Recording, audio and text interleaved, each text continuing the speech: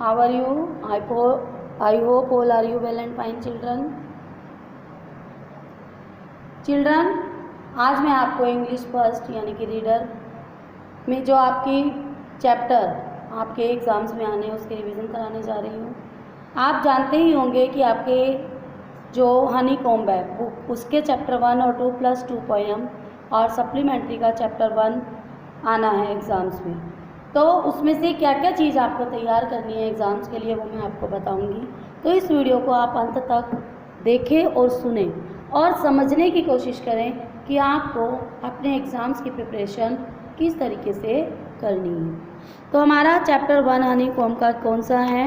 3 questions, यानी कि 3 questions राजा जानने की इच्छा करता है कि उसके लिए क्या ज़रूरी है, कब उसे क्या करना चाहिए, कौन व्यक्ति उसके लिए मोस्ट इम्पोर्टेंट है और कौन सी कार्य उसे करने चाहिए मोस्ट इम्पोर्टेंट, ताकि वो जीवन में कभी भी निष्फल ना हो सके। तो इस चैप्टर में जो बुक वर्क में बच्चों आपका कंप्लीट द फॉलोइंग सेंटेंसेस आपकी एक्सरसाइज है कॉम्प्रिहेंशन चेक में आपको ये तैयार करनी है चैप्टर 1 में। और चैप्टर 2 जो आपका गिफ्ट ऑफ चप्पल है इसमें भी आपका जो कंप्लीट द सेंटेंसेस है पेज नंबर 29 पर आपको ये तैयार करना है। और प्लस सप्लीमेंट्री में आपका चैप्टर 1 है एन एलियन हैंड में चैप्टर 1 है आपका द टीनी टीचर, ठीक है। इसमें भी कंप्लीट द सेंटेंस है, ये आपको जो है एग्ज़ाम्स के लिए तैयार करने हैं। क्लियर? फिर आपकी बच्चों इसमें 2 पोएम्स हैं। कौन कौन सी हैं? फर्स्ट पोएम चिल्ड्रन आपकी है द स्क्वेरल। तो ये आपको अनसीन पैसेज बनकर आ सकता है द स्क्वेरल, और जो दूसरी पोएम है उनमें से कोई एक पैराग्राफ। जब भी कोई पैराग्राफ आपको एग्ज़ाम्स में आए, फर्स्टली आपको जो पोएम आपकी आती है उसका नाम आपको याद होना चाहिए, प्लस आपको उसके राइटर का नाम भी याद होना चाहिए, ठीक है। ये जो नाम पोएट का और पोएम का तो मोस्ट इम्पोर्टेंट है, जो आपको हमेशा लर्न होने चाहिए। और इसकी जो आपको वीडियो मैंने सेंड की है इस पोएम की एक्सप्लेनेशन जिसके अंदर है, उस वीडियो को ध्यान से सुने, क्योंकि अगर आप इसके बारे में जानते हैं पोएम के तो आप इसके क्वेश्चंस का आंसर आप एग्ज़ाम में दे सकेंगे। सेकंड आपकी पोएम है बच्चों द रेबल। द रेबल की भी पोएम की जो एक्सप्लेनेशन है उसे ध्यान से सुने समझें, और इसके भी नाम को, पोएम के नाम को और इसके जो राइटर का नाम है वो आप याद करें। यह आपका फर्स्ट क्वेश्चन होगा जो आपका सीन पैसेज बनकर पेपर में आएगा। तो ये हुआ आपका बुक वर्क जो मैंने आपको बताया। अब हम चलते हैं कॉपी वर्क की तरफ चैप्टर 1 के। जो चैप्टर 1 में आपको कॉपी वर्क आएगा जिसकी आपको प्रिपरेशन करनी है एग्ज़ाम्स के लिए, किस तरह आपको उसकी तैयारी करनी है मैं आपको बताती हूँ।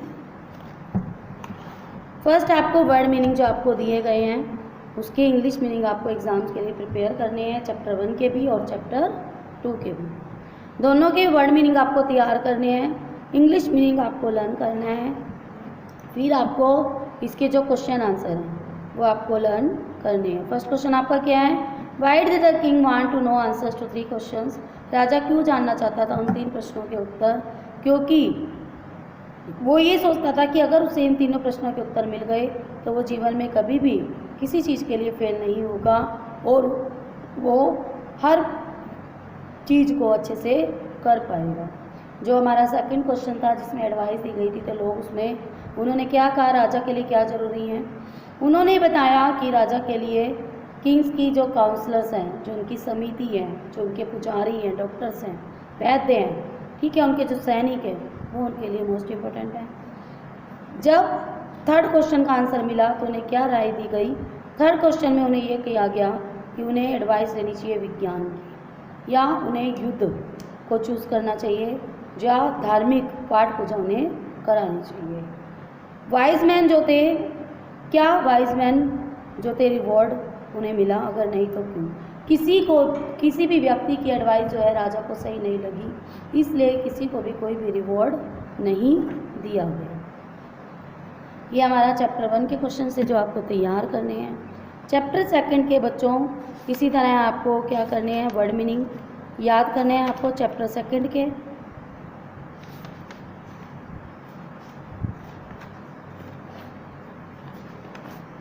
चैप्टर सेकंड के वर्ड मीनिंग, इंग्लिश मीनिंग यानी कि आप तैयार करेंगे एग्ज़ाम्स के लिए, ठीक है।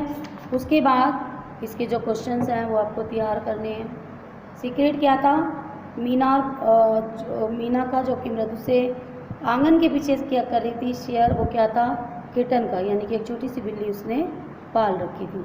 तो जो आपके सेकंड चैप्टर के क्वेश्चन आंसर हैं बच्चों, ये आपको अपने एग्ज़ाम्स के लिए तैयार करने हैं। आई होप आपको रिवीजन समझ में आई होगी बहुत अच्छे तरीके से। तो आप इस रिवीजन के अकॉर्डिंग अपने एग्ज़ाम्स की तैयारी करें, ठीक है। क्वेश्चंस को अच्छे से समझ कर करें, डीपली। जब हम किसी भी चीज़ को समझ कर करते हैं तो वो हमारे माइंड में फिट हो जाती है। अगर हम रट्टाफिकेशन करते हैं तो वो कहीं पर भी अगर हमें एक वर्ड भी भूल जाता है तो हमें आगे का चाहे सारा याद हो, वो सब का सब हम भूल जाते हैं। तो आपको समझकर ग्रामर और रीडर दोनों की बच्चों तैयारी करनी है और मेहनत करनी है कि इन फ्यूचर आपको किसी भी बात में कोई भी प्रॉब्लम ना आए। जिनका वर्क कंप्लीट नहीं है वो वर्क कंप्लीट करें और ये जो दिन है आपके 10-12, इसे अच्छे से इसका यूज़ करें और मेहनत करके आप अपने एग्ज़ाम्स की तैयारी करें। Thank you, have a nice day.